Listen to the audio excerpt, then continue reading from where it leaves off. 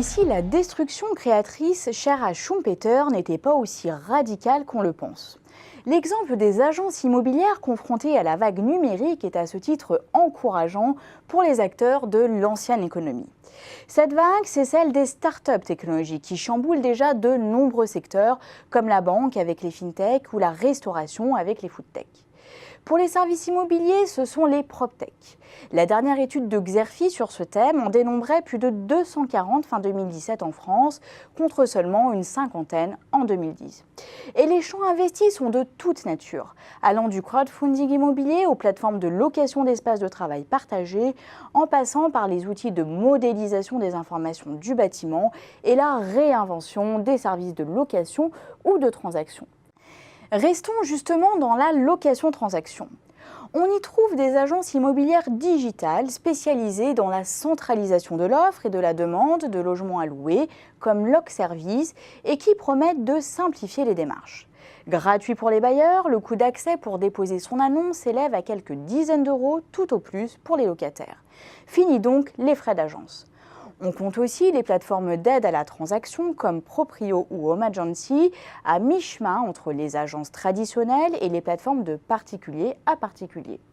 Pour seulement quelques centaines, voire quelques milliers d'euros, vous accédez en tant que vendeur à des outils vous permettant d'être autonome dans la recherche d'un acquéreur, comme la gestion de l'agenda des visites, la qualification des demandes, la réalisation de photos professionnelles ou encore l'accès à un service juridique. On trouve aussi des agences en ligne qui se rémunèrent au forfait plutôt qu'à la traditionnelle et coûteuse commission comme InKeys ou Wellmo. Il y a enfin des agences comme HomeLoop qui rachètent directement votre bien sans attendre de trouver un acquéreur. Toutes ces offres semblent alléchantes et toutes prennent à contre-pied les standards du marché en dépassant les dysfonctionnements bien connus. Asymétrie d'information, visite inefficace, annonce périmée, piètre qualité de la photo du bien dans l'annonce, coût élevé du service. Mais tout cela est manifestement insuffisant pour balayer les agences traditionnelles.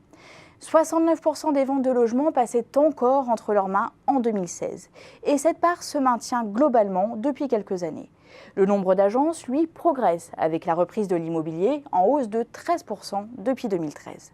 Même tendance pour les effectifs salariés, plus 7% depuis 2014. Bref, les agences font preuve de résilience. Quels sont leurs atouts? Il y a d'abord la marque des grands réseaux de franchisés, source de réassurance essentielle pour des projets aussi importants que l'immobilier.